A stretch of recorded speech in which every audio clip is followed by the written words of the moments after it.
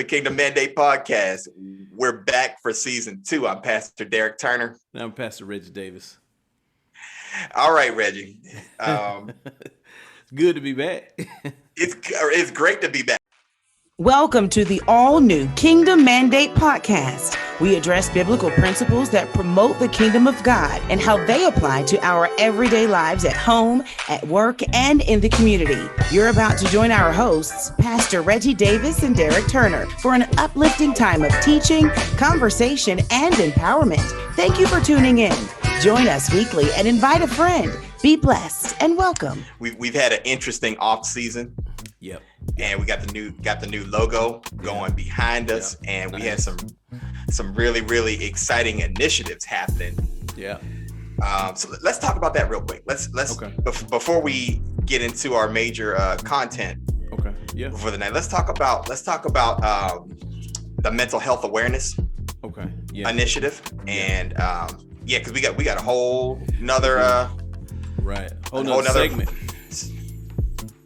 Yeah, it's Andrea and Maxine, they're going to be launching the mental health awareness segment for Kingdom Mandate Podcast, and they've got a lot of great information, man. They're touching on subjects for our community, African American community, and because it's a conversation really that no one wants to have.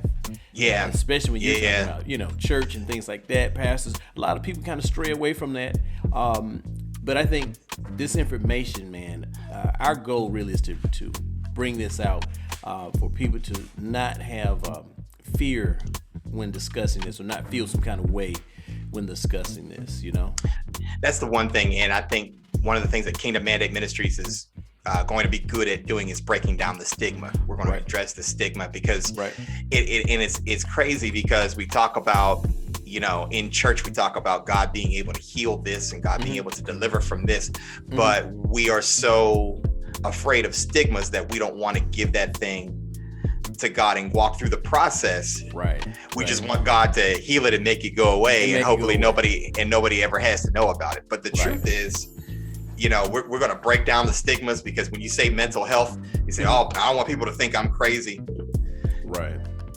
And the truth is, there are issues there that need to be addressed. I mean, we've done a segment before, talking about Kirk Franklin and his son, and not to harp on the issue or anything like that, but there are some mental health issues there. Well, sure. Yeah, I mean, if we go back and we read a word, even during biblical times, there were certain things that were mental to individuals that Yeshua was dealing with, right? So it's nothing new, right? Right. But I think everyone doesn't get the healing, right? Everyone, and some either they get the healing, don't know how to hold on to it, right? And so you have different people coming from different walks of life. You don't know what a person has they've been dealing with, right? Internalizing, and I think us being able to just talk about it and actually have certified therapists and psychiatrists help in this area, I think it'll generate more conversation, sure. Because I think one thing we're going to do, though, not only are we going to diagnose and look at some of the symptoms and things that are going on, but we're going to also provide scriptural background and word from the Bible as well, because you can't discuss this and exclude the Word of God. So I think it's a unique approach that we're taking, but I think it's a needed approach. But then also, in addition, we're going to provide resources. Yep. And, for people who are asking for help, for people who are begging for help, for people who don't know where to go and get started, we're going to be providing some information there in that lane too. Because yes, pray. Yes, have faith. Yes, believe that God can do it. Yes, also get help and walk through the process. Absolutely. Well, you know what? Think about this. Think of a person who's dealing with a very bad headache, right? Sure. Sure, you can pray for your headache to go away, but if you have, headache pills, aspirin, Tylenol, whatever the case may be, go ahead and take the pill, right? Go ahead and take the pills. Take the medicine. Take the medicine. There's nothing wrong with that. Everyone's faith is different, right? We all have a measure of faith, but we can't, force everyone to just go strong with faith if they're just simply not there, and there's nothing wrong with that. But let's kind of, I think, let's clear out some of the negatives, and let's talk about it, and let's give a voice to this particular area. And if you look at, let's look at policing, if you will. Right. Think of the number of victims that have fallen because they were mentally challenged, but police did not know how to engage. They didn't know how to. Yeah. Right, they didn't know how to read the scene. They didn't know, and so they just responded according to their protocol. And so I think with Kingdom Mandate, I think we can open a door for some form of dialogue with local police and see if we can set up some things in their department. Yeah, let it be a healthy dialogue, and a constructive dialogue, one that's definitely needed. So you all keep your eyes out for our mental health awareness initiative. It's going to be led by Andrea Jordan and Maxine Smalls. They are two of our professionals. They're on the Kingdom Mandate team, and they're awesome. You're going to see those ladies with the logo behind them, and two much prettier faces than the ones that are sitting in front of you now.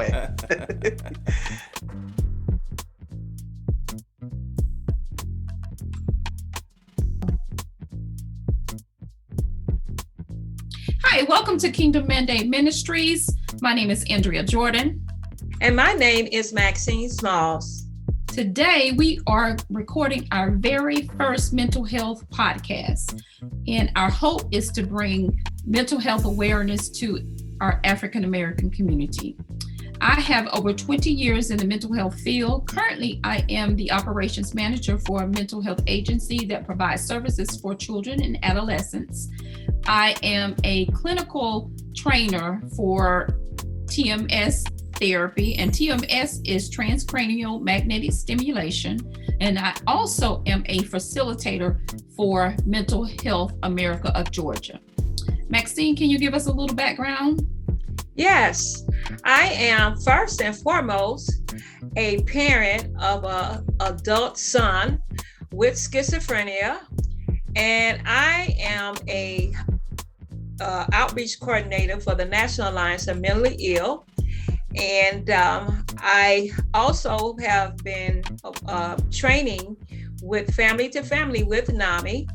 And Family to Family is a class that teaches family members and loved ones of people who have mental illness how to cope with mental illness, learn different things about mental illness, diagnosis, and just how to deal with mental illness and find out more facts about mental illness symptoms. And I have been volunteering with NAMI, the National Alliance of Mentally Ill, for 20 years.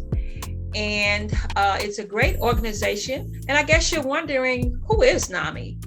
NAMI is a national grassroots mental health organization. And what they do is they provide advocacy, support, resources, and education on mental illness. And it's a great organization. Well, how did you start with NAMI? What made you seek out becoming a part of NAMI? I was going through quite a bit of red tape with no understanding and no knowledge of mental illness and schizophrenia. What is schizophrenia? What is it? And I didn't have enough information just by reading an encyclopedia or going into the computer.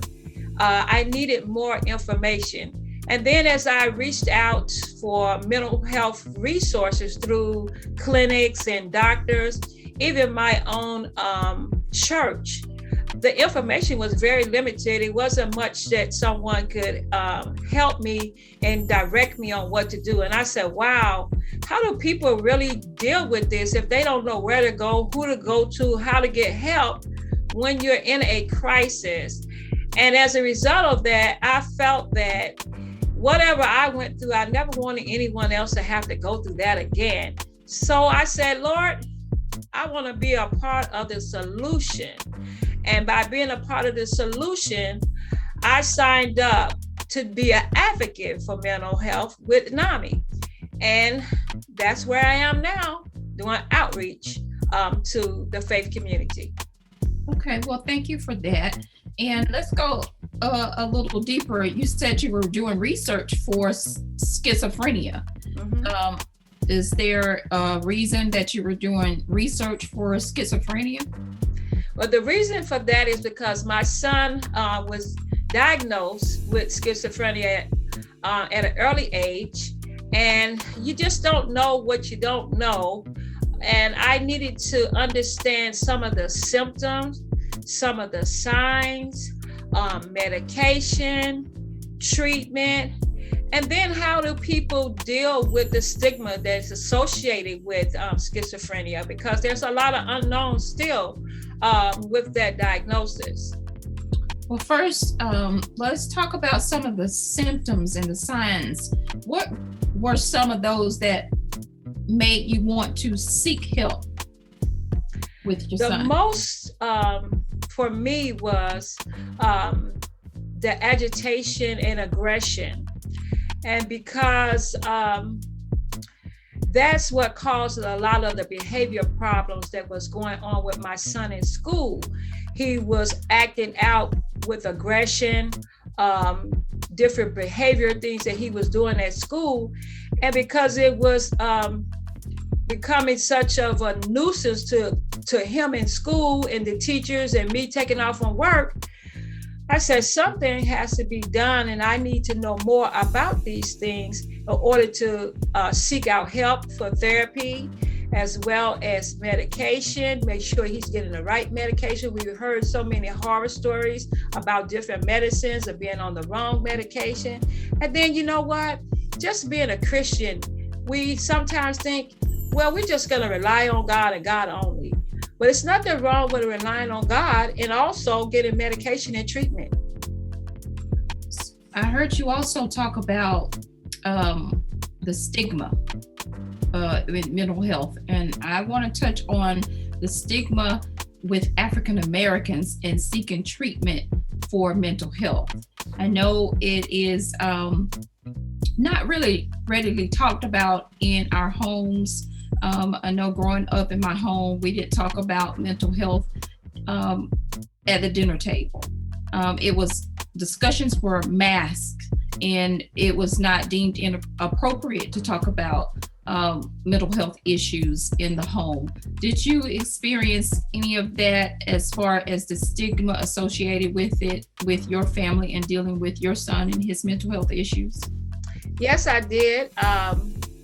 It was a scary thing because you have to, as a parent, you take full responsibility for your children that you bring into the world. And I felt guilty and ashamed and embarrassed that I had a son with a mental illness. In our family and in our culture, we always say, shh, don't talk about that. It's not something that we talk about at the dinner table at Thanksgiving and Christmas. It's not something that we talk about when we go to different activities with our family. We keep it kind of behind closed doors, and we say, get yourself together, stop acting, man up, stop acting this way or that way. But we don't accept that the person really have something wrong with their brain. And so that was hard to explain to family members. It made me very, very uncomfortable. And one of the things is that we as African Americans, we take on that it is a weakness. We believe that that is a weakness. And so that's the way it's looked upon in our community. And so therefore I felt that.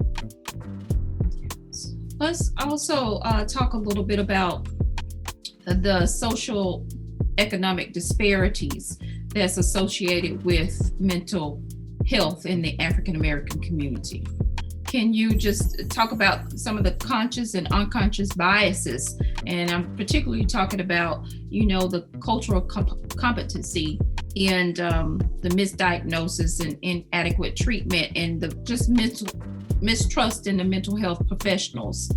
Did you experience any of that when you were seeking help for your son?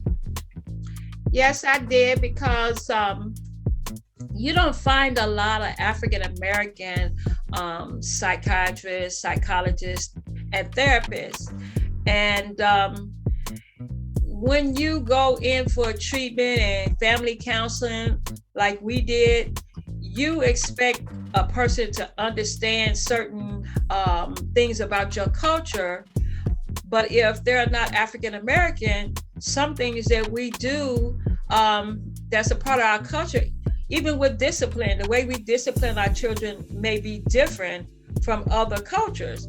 And when we would go to therapy, the therapist thought that there were certain symptoms that my son was showing that was a part of the mental illness, but it wasn't. And so I had to interject and say, that's the way we do things in our family. That's what we do in our community, and that's a part of our culture. And I feel that if it was someone of the same race, they would know that. I wouldn't have to explain that is not a symptom of his diagnosis. And I wanted to touch on, the lack of minority mental health professionals. And just listening to what you're saying, I wanted to just point out that according to the U.S. Census Bureau for 2015, 86% of psychologists in the U.S. were white. It was 5% were Asian, 5% were Hispanic, and only 4% was African American. And then there was 1% that were multiracial or from other ethnic groups. So it sounds like you had that experience when you were seeking treatment for your son. Did you experience not being able to find an African American provider for him? I did. I experienced that, and to be truthful, I was in desperation at the time that we were seeking help, and it didn't matter what background or race the psychologist was for us, but I just wanted them to be knowledgeable and to be able to give us some type of help. But it would make a difference to be able to sit across from a table and be able to talk to people where they can identify with your culture.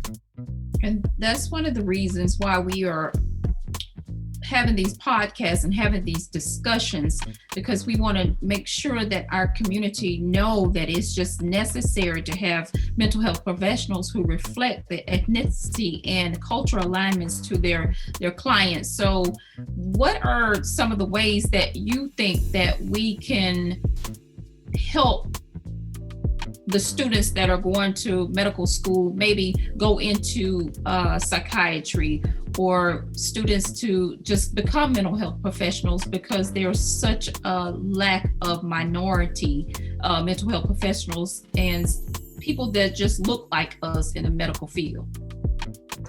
I think that as stigma changes and I see a change, a forward change and a good change with stigma. People are talking about mental health and particular issues. You're seeing them on commercials, you're seeing it on social media, and the stigma alone helps you to be able to identify, I want to go into that profession. And another thing that would help is finances. You find that when you go to college, there's so much debt that occurs, as a result of getting your degrees. And if we had scholarships that would, promote and incent African Americans to go into this profession, more people would go into psychiatry and find out that, this is very rewarding.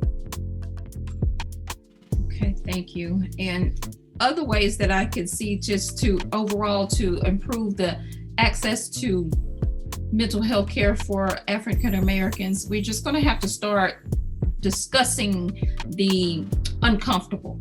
We're going to have to start discussing, systemic racism. We're going to have to start tailoring treatment for African Americans. There's just not a lot of clinical studies and a lot of clinical trials that African Americans are involved in when it comes to mental health. So if we don't know, we won't go.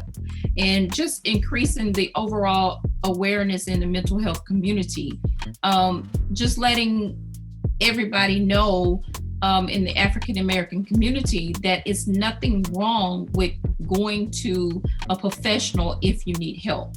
It's absolutely nothing wrong with that. So with that being said, is there some information out there for our community that you can give for them to get help? Yes, we have a crisis center line that you can call that is absolutely free and confidential.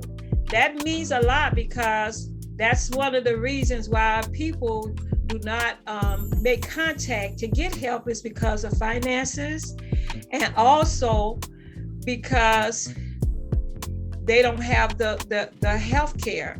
And you can call this number for free. And then confidentiality, you don't want people to know everything about what you're going through, what you're experiencing, but you can know that this information is confidential to the person. So that crisis line is 800-273-8255. Also, you can text HOME, HOME, 741-741. Now, it's no reason for anyone to be without care. And there is a referral number that you can call that is free, and they refer you based on different things about your finances, what's going on with your condition, and they will refer you based on where you're located. And this is a NAMI helpline, and this is a national hotline. And that information is 800-662-4357. 800-662-4357. And also, I just wanted to add, in addition to those resources, if you're in a mental health crisis and you just don't know what to do at that time, you can always call 911, or you can go to your nearest emergency room. There's also a hotline with Mental Health Association, and that number is 800-273-TALK, and then just press 1. Maxine, is there any other information that you wanted to share with our viewers about mental health and just raising the awareness in our African American community? Sure. I just wanted to just say that those people that are suffering with symptoms without any, professional help, that you're not alone, that the National Alliance of Mentally Ill is here, along with other resources, with other mental health organizations. And we want you to know, as an advocate, as an educator, as a support, that we are here for you, so you're not in it alone. Thank you. And I hope that you have enjoyed our podcast. In the future, we are planning to have more of these types of conversations. This has been a wonderful discussion, and I hope that you will return, because we are going to have mental health professionals that are licensed that we will be interviewing. We will have family, we will have other people in our communities that look like us that are suffering or struggling with mental health issues, and they're going to be giving their testimonies. They're going to talk to us about how they have coped with their mental health issues.